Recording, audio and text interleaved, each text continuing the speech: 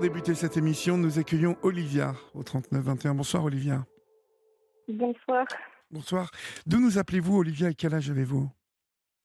Je viens de Belgique et j'ai 23 ans. De Belgique. Alors on en profite pour saluer tous nos amis belges qui sont nombreuses et nombreux à nous écouter chaque soir. Qu'est-ce qui vous amène, ma chère Olivia? Dites-moi. Je viens pour vous raconter mon histoire d'amour avec un mythomane. Avec Une mythomane. un mythomane, d'accord. Est-ce que vous téléphonez sur des oreillettes ou est-ce que vous avez un dispositif ou vous parlez dans le téléphone directement? Je parle dans le téléphone directement. D'accord, très bien. Eh bien, écoutez, on vous écoute, Olivia. Ce mythomane, vous l'avez rencontré où et dans quelles circonstances? Eh bien, je l'ai rencontré à l'école, en secondaire, Oui, et on s'est mis ensemble lorsqu'on avait 16 ans. Donc, l'histoire a duré un peu plus de 7 ans. oui, Et au début, tout se passait très bien, hein. Sauf que dans le tableau est vite venu s'assombrir parce que sa maman est extrêmement présente. C'est une mère castratrice qui décide toujours de comment les choses doivent aller. Donc, dès que ça ne va pas dans son sens, disons qu'elle s'énerve très fortement et donc ça va pas. Et donc, à force, j'en ai un peu marre parce qu'évidemment, à 16 ans, bon voilà, après on a grandi.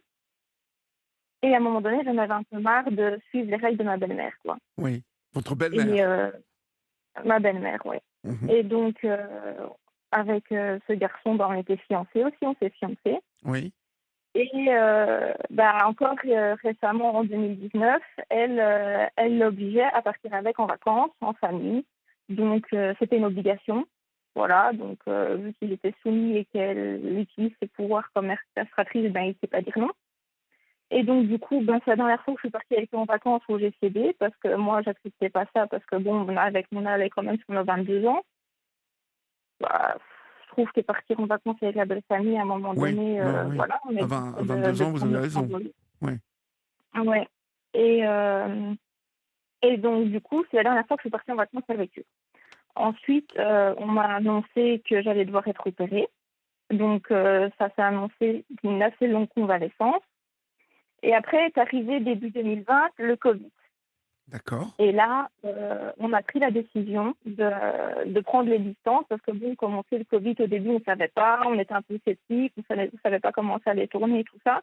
Donc, pour notre protection, et vu que c'est quand même un métier à risque, on s'est dit, on va prendre du recul, on va attendre de voir comment ça tourne. Et là-dessus, au plus les semaines passaient, au plus il me disait qu'il ne se sentait pas bien. Et puis, je l'ai poussé à aller faire un test qui s'avère positif au Covid. Et les semaines qui suivent, bien évidemment, son deuxième test est toujours positif. Le paracétamol ne fait pas effet. Donc, moi, je m'inquiète quand même pour lui. Je lui dis ce serait bien que tu aies quand même passé d'autres examens, que, ouais, que tu contactes ton médecin et tout ça. Oui. On arrive le 1er juillet 2020. Et là, il me dit qu'il doit être hospitalisé, que les tests sont pas bons. Qu'il doit Donc là, il être rentre en vie. hospitalisé carrément. Ouais, hospitalisé à cause du Covid. Donc, unité Covid, ben, on sait qu'on on peut pas recevoir de visite. Voilà, une dit que son état est pas bon, qu'il est placé sous perf, à un moment donné, l'état s'améliore un peu, mais il y a toujours de l'inflammation dans un des deux poumons. Donc, du coup, il me dit qu'on doit lui passer une perf en intra dans le poumon. Enfin, tous les détails et les médicaments qu'il reçoit. Plus tard, les semaines qui suivent, il me dit qu'il attrape un problème au rein, que c'est un problème sous-jacent, mais que ça s'est accentué suite au Covid. Il a étalé quand même à l'hyperplisage de ses jambes, parce qu'à force d'être allongé, ben voilà, ça allait plus. Moi, je me rappelle une fois l'avoir eu au téléphone, il était en pleurs vraiment au téléphone. Moi, je m'inquiétais énormément pour lui. Et comme quoi, il était tombé de son lit, qu'il allait aux toilettes et qu'il rampait, qu'il ne savait pas appeler l'infirmière parce qu'il n'arrivait pas, et voilà. Et donc, du coup, là-dessus, il m'a dit qu'il avait été embarqué faire une radio, qu'il avait une station de l'épaule, qu'il fallait faire des soins et tout ça. Qu'en parallèle, on continuait quand même, le kiné continuait à venir dans sa chambre en unité Covid pour faire ses soins et pour faire un peu de rééducation. Et puis, après un certain temps, il a été testé négatif. Et là, le problème a commencé à se poser. Mais tout ça, c'est après 3 mois d'hospitalisation. Donc, moi, j'ai suivi son hospitalisation et tout ça. Et vu qu'on ne savait pas trop où en était le Covid à ce moment-là, je prenais des notes tous les jours de ce qu'il recevait, quels médicaments il recevait, à quelle heure il les recevait et tout ça. Et après 3 mois, après qu'il m'a dit qu'il était testé négatif, soi-disant, il n'y a plus place dans d'autres services, par exemple dans le service de rééducation, pour pouvoir le transférer. Donc, il est obligé de rester en unité Covid, là où on ne peut pas recevoir de visite. Parce que Oui, moi, d'accord. évidemment, après 3 mois, on était fiancés, j'avais envie d'aller le voir, quoi. Et donc, du coup, ma maman, qui est proche de moi, dit, je vais quand même téléphoner, parce qu'en parallèle, il m'a dit que ses parents lui avaient tourné le dos et tout ça, qu'il s'était disputé avec eux et qu'il ne prenait pas trop de ses nouvelles. Oui. Donc, du coup, ma maman téléphone à l'hôpital et en demandant un peu c'est quoi cette affaire, pourquoi il n'est pas rapatrié dans une chambre, pourquoi on reste en unité Covid alors qu'il était négatif. Et, et à ce moment-là, à l'hôpital, on dit à ma maman au téléphone qu'il n'a jamais été hospitalisé Non. et que la dernière fois qu'il a été hospitalisé, c'était il y a une dizaine d'années. Donc là-dessus, moi, on n'y croit pas. Enfin, ça semble réel. On suit son hospitalisation depuis 3 mois. Tous les médicaments qu'il subit, enfin, voilà. C'est un peu, même moi, je me suis fait du souci pour lui parce qu'on ne savait pas encore à ce moment-là le Bien Covid sûr, en bien début sûr. 2020. Enfin, il aurait pu très bien passer l'arme à gauche. On ne savait pas, c'était un peu inconnu, quoi. Oui. Et là-dessus, on n'y croit pas. On se dit, il doit faire une erreur, le gars à l'hôpital. C'est pas vrai, quoi. Et donc, du coup, on sait que avec le métier qu'il fait, il doit passer à tel endroit à telle heure pour aller au travail. Donc, du coup, normalement, on va se poster là, sur un parking, et on se dit, si il est vraiment à l'hôpital, il passera pas, quoi. Et là, dans la voiture qui passe, je vois sa mère. Donc, je me dis, ouf, soulagement, il est bien à l'hôpital, il s'est trompé. Et à ce moment-là, en plus, pendant que j'étais sur le parking à attendre, je l'avais encore par SMS où il était en train de me dire oui, je suis en train de passer un examen pour les reins, je me renseigne pour changer de chambre, avoir une chambre double et tout. Et, et donc, du coup, sa maman passe en voiture. Là, je dis ok, c'est bon.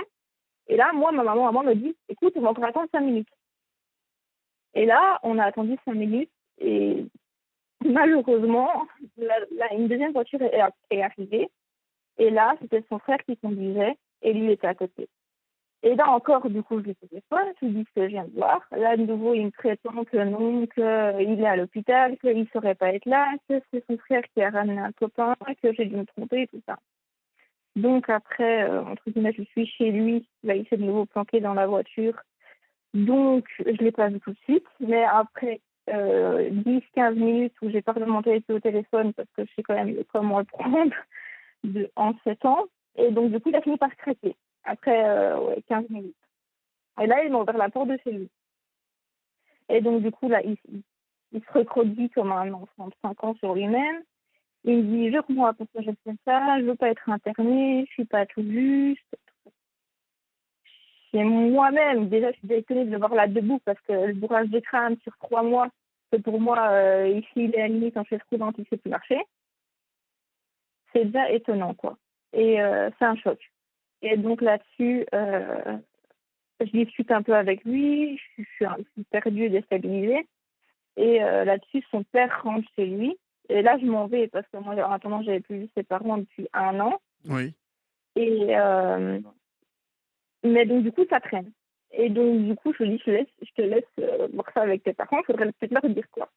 Et donc, du coup, moi, je rentre chez moi. Là-dessus, ça traîne. Ma maman décide de téléphoner à sa mère Ali, qui, elle, le prend de haut. Voilà. Et tout ce qu'elle a su faire, c'est m'incriminer moi en disant qu'elle m'avait plus vu depuis 1 an, qu'elle croyait que c'était fini entre lui et moi. Donc, apparemment, il a été dit chez lui que c'était fini. Et, et là-dessus, elle a raccroché le nez. Elle était hyper énervée. Et donc, elle lui a gueulé dessus comme un chien en culpabilisant d'avoir encore des contacts avec moi. Et, et depuis, elle a raccroché. Et le lendemain, il m'avait dit que lui viendrait. Et lui a coupé tout réseau, entre guillemets, impossible de le joindre. Donc le lendemain, moi, dans un état pas possible, sous le choc, après avoir appris ça, parce que psychologiquement, c'est Je veux quand bien vous même croire. compliqué, quoi. Je veux bien vous croire. C'était quand même votre fiancé. Donc, il vous Oui, mentait, c'est en ça. fait. Il vous mentait honteusement. Ah oui, et le plus séduisant, c'est qu'il y a énormément de détails, quoi. Et qui m'a avoué par la suite qu'il avait fait des recherches sur Internet, dans des bouquins, pour rencontrer ses pleusives et tout ça, quoi. Donc, Pourquoi il vous mentait, à votre avis, comme ça? Pourquoi moi, Oui, à cause de sa moi famille? je pense que pour maintenir le lien avec sa famille et avec moi en même temps, quelque part, il continuait à vivre sa vie de famille comme sa mère le voulait, avec le boulot parce qu'il travaillait dans l'entreprise familiale. Et quelque part, pour garder le lien avec moi, je pense que c'est ce qu'il a fait, oui. Après, sa famille à lui, il le voit sous un autre angle, comme quoi il a inventé tout ça parce qu'il n'osait pas me dire que c'était fini. Ça, c'est la solution que eux voient Oui. sur les dits qu'il a été dire. Après, on a encore vécu plein de choses après, qui, pour moi, et connaissant sa mère et sa famille, je pense que clairement, il a raconté ça pour maintenir le lien et pas devoir choisir et pour, entre guillemets, garder les deux côtés avec lui, quoi. Mais d'accord. Ça, c'est mon avis. Après, le lendemain de cette histoire-là, du coup, vu qu'il venait passer une devis, on a contacté sa mère et là, elle l'a pris de haut en disant « Nous ne sommes pas disponibles avant mardi, si discussion il y a, et Julien ne viendra pas. » Ok, donc moi, je suis là, je pourrais pendant 3-4 jours, jusqu'au moment où il finit par ressusciter. Il ressurgit, il rallume son téléphone, il me dit qu'il se sent honteux, qu'il ne comprend pas pourquoi il a fait ça de nouveau, mais que ses parents ne toléreraient pas notre relation, qu'ils étaient contre, et que voilà. Et là-dessus, il me dit, on peut rester ensemble, mais il faut le voir en cachette. Donc déjà, là, j'étais sceptique. Et je dis, bon, par amour, je l'ai pardonné, et ça, je sais que beaucoup de gens ne me comprennent pas après cet épisode du Covid, mais j'étais influencée, j'ai mis ça sur le coup de sa mère. Donc du coup, je dis oui, le pauvre et tout ça. Et donc, je l'ai repris. Et un temps, jusqu'en janvier, on s'est revus entre guillemets en cachette. Donc, il tanquait sa voiture pour venir chez moi et tout ça. Et il venait presque tous les 2 jours, quoi, hein, en racontant n'importe quoi chez sa famille. On dirait qu'il avait des rendez-vous professionnels et tout ça. Donc, connaissant sa mère, je lui ai laissé l'opportunité de faire ça. Et en contrepartie, il m'a dit, on va chercher un appartement pour se mettre en ménage. Donc là-dessus, on commence les visites d'appartements, rentrer des candidatures et tout ça. Et en janvier 2021, c'est en 2021, je suis quand même poussée, parce que moi j'en avais marre, après, on était quand même fiancés, ça faisait quand même 7 ans. Je me dis, j'en ai marre d'être la femme cachée, de devoir m'abaisser dans la voiture si on croise quelqu'un de sa famille. Je veux dire, c'est pas une vie, quoi. Bien sûr. Et du coup, là-dessus, il m'a dit qu'au début, il voulait pas. Il voulait pas, donc je l'ai poussé. Il m'a dit que pour finir, il avait dit la vérité à ses parents, que maintenant, il assumait pleinement notre relation et que sa mère, elle avait qu'à s'y faire et que c'était ses choix et qu'il imposait ses choses.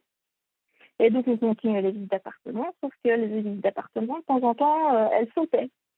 Et puis, les candidatures étaient toujours refusées. Et puis, un coup, l'appartement était loué et puis, il y avait toujours quelque chose. Et donc, du coup, ça continue comme ça pendant 2 mois, en août, ici en 2021 ou 2021.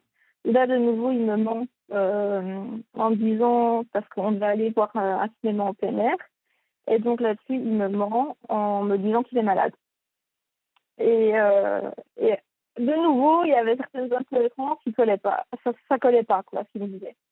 Et donc, du coup, de nouveau, ma maman, parce qu'elle avait toujours des doutes depuis l'épisode du Covid, malgré que moi, je lui avais pardonné et que j'arrivais à lui faire confiance, ou je n'aurais clairement pas dû, hein, soyons d'accord. Elle lui a dit, si tu es vraiment malade, monte-toi à la fenêtre de chez toi, que je vois que c'est bien chez toi, quoi, parce que ça collait pas. Et là-dessus, il s'est jamais montré. Et puis, là, à nouveau, commencé à paniquer, en avouant qu'il était à la mer pour le boulot. Pour le boulot? Pour le boulot, oui. Mais dans la profession qu'il fait, c'est tout à fait possible. Mais le souci, c'est que par la suite, après, on m'a appris qu'en fait, il était parti tranquillement en famille pendant une semaine. Alors que le jour même où on devait aller au cinéma en plein air, il était à la mer et qu'il me disait encore je viens de chercher à quelle heure et tout ça. Quoi. Alors qu'il sait pertinemment qu'il va annuler aux dernières minutes en me disant qu'il est malade et que. Enfin, il mentait constamment. Quoi. Et après, il revient de nouveau après cet épisode de la mer. on discute et tout ça. Et là, je lui dis, écoute, parce qu'entre-temps, il m'avait avoué qu'en fait, il n'avait jamais avoué la laissé à ses parents en janvier. Quand il m'avait dit qu'il avait posé ses choix et tout ça, c'était pas vrai. Donc, à ce moment-là, je dis, écoute, maintenant, ça ne peut plus durer. Ça va faire 1 an. On se voit en cachette. Et ils sont pas au courant. Je veux dire, ça, c'est plus possible. Donc, je dis, non, tu dis, si on tend une perche chez toi, tu dis que tu es venu chez moi la veille. Et ce jour-là, on était le 7 septembre 2021. On était en terrasse. Et donc, le lendemain, c'est le lendemain que c'est terminé et que j'ai plus jamais eu de nouvelles. Le lendemain après-midi, je vais venir. Et là, je reçois un SMS qui me dit « S'il te plaît, fais-moi confiance. Je dois avoir une discussion sérieuse. Ne t'en fais pas, d'accord, ça va aller. » Et puis, plus de nouvelles. Et 2 heures après, j'ai sa mère, son frère et sa cousine qui débarquent chez moi. En tapant dans la porte, en sonnant, mais vraiment très violemment. Et d'abord, on voit que sa maman derrière la porte.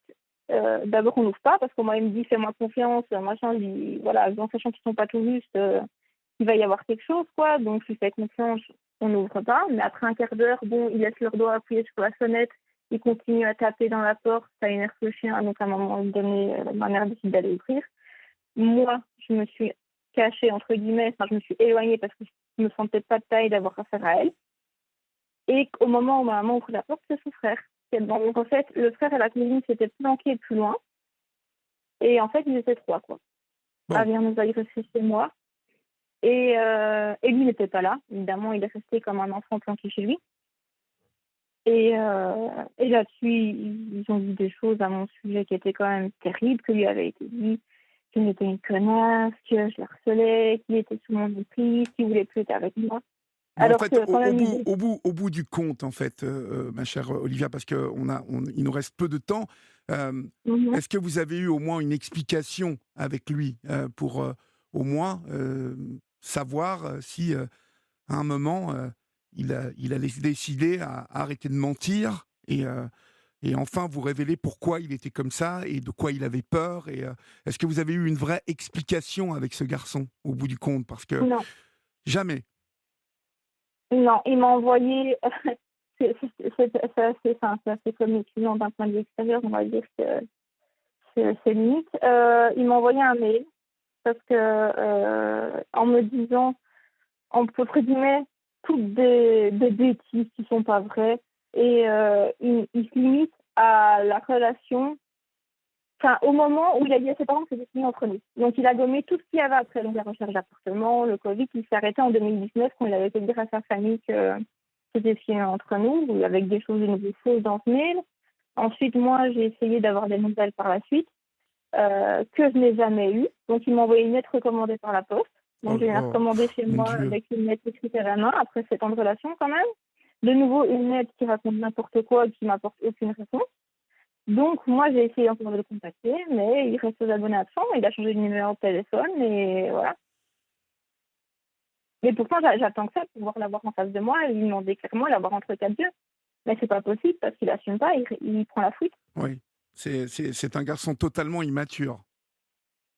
Ouais, mais C'est complètement malade. c'est fou parce que vous vous connaissez depuis longtemps, c'est dingue. Pour Ah vous, ouais, on a pour vécu vous, énormément de choses. pour vous en fait, parce que Jérôme au 739-21 nous dit ce n'est pas de la mythomanie, c'est juste un fiefé menteur dont vous devez vous méfier, mais il avait quoi? Il avait simplement peur de sa mère ou qu'est-ce qu'il avait il avait une peur bleue de sa mère au final? Ou de toute la famille? Je pense que c'est sa mère. C'est sa mère. Mais moi-même, des fois, des fois, elle me fait peur parce qu'elle est imposante et elle crie tellement fort que voilà. Mais si, il y a en partie le fait qu'il a peur, mais il y a de la mythomanie, bien sûr. À ce point-là, c'est de la mythomanie. Et quand on sait mentir, mais dans des états de transe, en vous regardant droit dans les yeux, c'est de la mythomanie pure, bien sûr.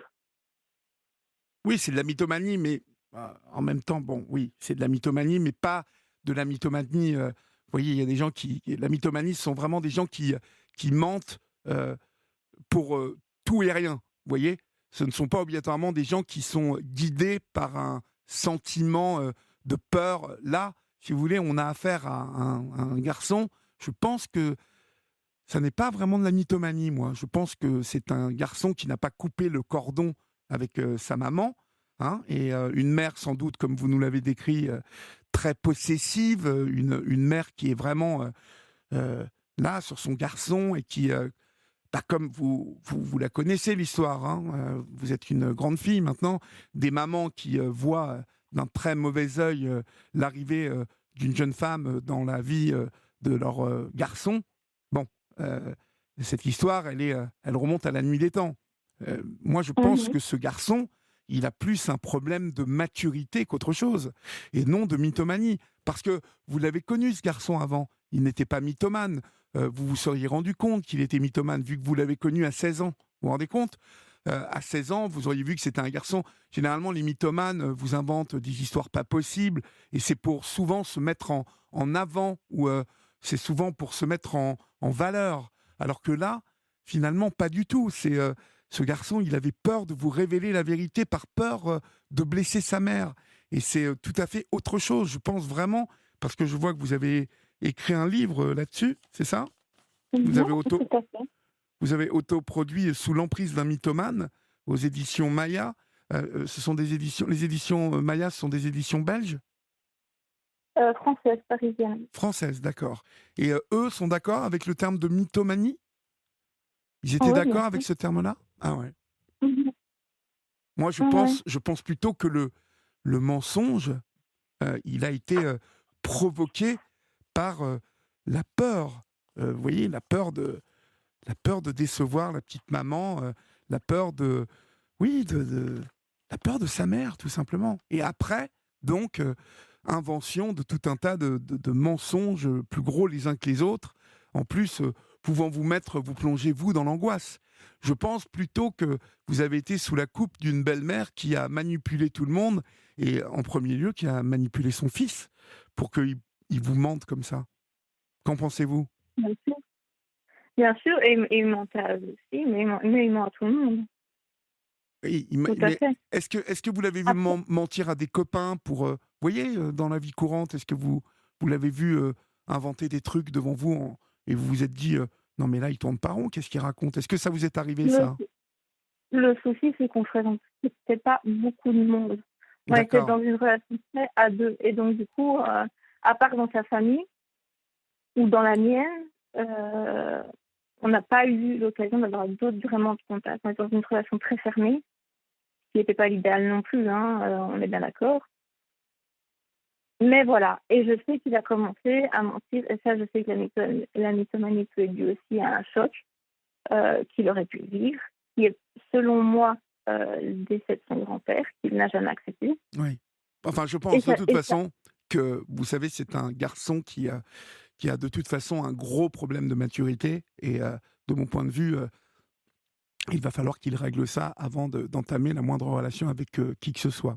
En tout cas, vous avez écrit un livre qui s'appelle Sous l'emprise d'un mythomane. C'est aux éditions Maya, ma chère Olivia. Et on vous remercie pour Mhm. votre témoignage ce soir sur l'antenne d'Europe 1. On mettra bien évidemment toutes les références de votre bouquin sur notre groupe de parole de la Libre Antenne. On vous embrasse bien fort, Olivia. Merci. Au revoir, Une bonne portez-vous bien. soirée. Au Au revoir. revoir.